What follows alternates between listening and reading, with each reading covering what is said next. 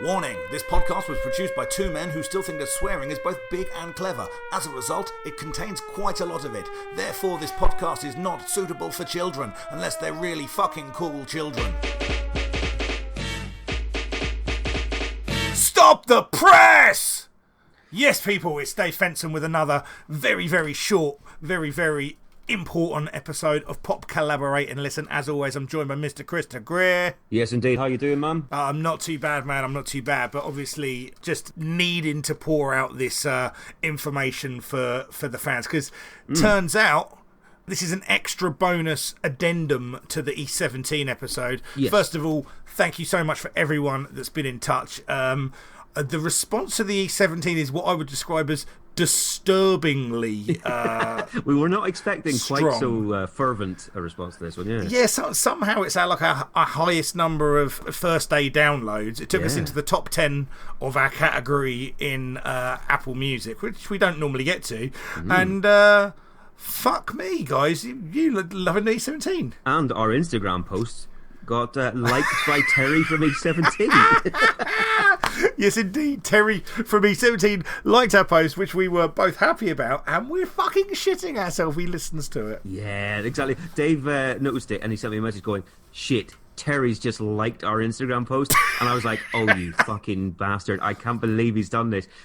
I hope he's never listening to it. Oh, I really do as well. I really do. All right, but look, the reason that we're doing this episode is we realised that our due diligence was lacking, I guess, on this one. I mean, and to be fair, it is quite hard to find this information. They've done a pretty good job of scrubbing it from history, but our very good friends at Number One Rerun got in contact with us. First of all, to slate us for the Yeast 17 line. We apologise. Sorry, ladies. Yeah, you can be best 17. That's what you can be. Oh, lovely. But yes, also pointing out to us something that our research didn't find was that the version of It's All Right that we reviewed, and obviously we're very enthusiastic about, that's not the original version that was on the first release of the album. And if you remember on the episode that we did, we were both surprised for a couple of bits. A, that it was the 9th track on the album for being such a strong song. It was left until the end.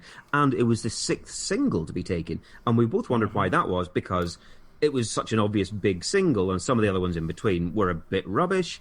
Why would they not release this, immediately? Yeah, and then we were linked to the original song. And I think it all became quite clear, didn't it, really? Yeah, my goodness me. Like you say, it's not on Spotify. It's not on any of the versions that you can kind of listen to on streaming. It was just put up on YouTube by some fan, and it's very, very different to the version that everybody knows. It certainly is. We're going to put the link up on our social media so you can check it out. If you do that, put a little comment in there saying "Pop Collaborate and Listen sent you there," and then we'll get really angry. Oh my god! Really anger the hardcore fans. Maybe don't do that actually.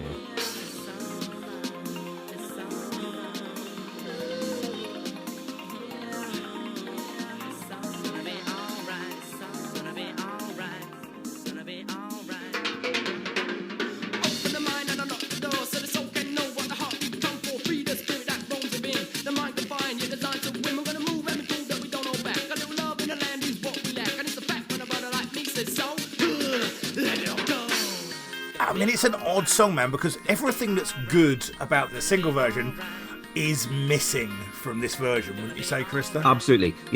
Whenever you hear the version that we all know, you got that big, long piano intro, and then it crashes into the all right, that it's just big, bam, bam, bam, and it's dramatic, and it's got such a catchy hook to it. Then you hear this version, and it starts off entirely differently. Yep, no keyboard, that's gone. Yeah. And it's got some almost kind of amen jungle drum break at times. I tell you what that drum break sounds like as well. Yeah, if you've ever seen an episode of I'm a Celebrity, Get Me Out of Here, it's almost exactly the same sound as that fucking drum breakdown that they have. That I see. It's fucking nuts. It's the same tone. It's almost the same break. It's awful. Yeah. We've got this kind of dubby line. Brian Harvey's vocal, which I described as almost human in the in the single version, is back to being fucking terrible. Kind of very, very nasal. Loads more of it, and more than anything, there's far, far, far too much of Tony Moore on our rapping, and he doesn't at any point say the beat goes bam, which that was the main all bit. Agree is, that's the best bit. That's the best. It's a totally different rap. There's two of them. It's shit. It's awful. Dog shit. Yeah. I mean, I completely understand why they reworked it. They came up with a much, much better version of it. Yeah. The other thing, of course, that makes sense now is that Music Week review that you found, Krista, where it talks about it being dubbing. Indeed, because blah, blah, blah. we both commented that the review that I'd found for It's All Right was so outlandishly wrong, we didn't understand what he was talking about. But if just, I'll read it out again. Basically, it says, it rings the changes, a reggae roller coaster that moves from a UB40 style lead vocal through ragga and dub. And obviously, if you're thinking of the single version, none of that makes sense. But when you've clicked the link that we're going to put in the description and put on our media, and you've listened to this original version of it, you'll go, oh, I see. You won't understand why he likes it, but you'll understand what he's talking about. Yeah. Maybe he'd had a stroke. Oh, it's fucking dreadful. You know, if you're describing something as moving from a UB40 style lead vocal through ragga and dub, it's not gonna be good. No, but it's almost that kind of edge of the music press that just because something's different, it has to be good. And it, sometimes things can be different and shit. Yeah, indeed. And the elements of this, which are the kind of the ragga sound, that offbeat ska drum beat, the reggae bits of it, do not fit at all with what E17 are. The really hard drums, like I say, some of them sound like a tamer jungle break from back in the early 90s. Yeah. It sounds like they're trying very hard to... Maybe they listened to a load of Shut Up and Dance at a rave one night and went, oh, let's do this. And they've done it very badly. There's no doubt that these guys, their bedrooms were covered in Dreamscape flyers. Oh, God. You can just they own more rave tapes than anyone apart from our friend Alan. And so, basically, that's what we came on mainly to say. But also want to say massive thanks you to everyone that's been in touch about this episode. Yeah, genuinely. Really pleasing. My friend Usman was in touch saying, thought we were quite even-handed with this episode, and brought up the quite touching story about Tony Moore, who'd never read a book until lockdown and has now read 70. Brilliant. Done. To be fair, up there with Katie Price and Garth Marenghi in that they've written more books than they've read. What else have we got, Chris? We had Joe Sullivan on Twitter who got in contact. Says, I was 13 when this came out, and while I was a take that girl, brackets so much that I used to skip school and travel from Bolton to Oldham to sit outside Mark's house, which is a little bit weird. I do remember having my smash hits with the deep lyrics confiscated by the nuns in RE, no fiddling allowed. And there's a lesson there for all of us, I feel. On the subject of fiddling, we had a very, very good bit of feedback from friend of the show, Katie Funnell. Barlow was never going to finger you in the park after some white lightning. Harvey and you boys, on the other hand. Yeah, exactly. ... So there we go. Thank you for that. Herd Collective were in touch saying, never underestimate the appeal of badass roofers. I'd like to correct you there, Herd Collective. It's in fact Bad Boy Roofers. Bad Boy Roofer. Not Bad Boy Rufus. In terms of corrections, we were corrected on a point we made whenever we were talking about the Annie Lennox song, Love Song for a Vampire. We said, oh yeah, that was an interview for a vampire, wasn't it?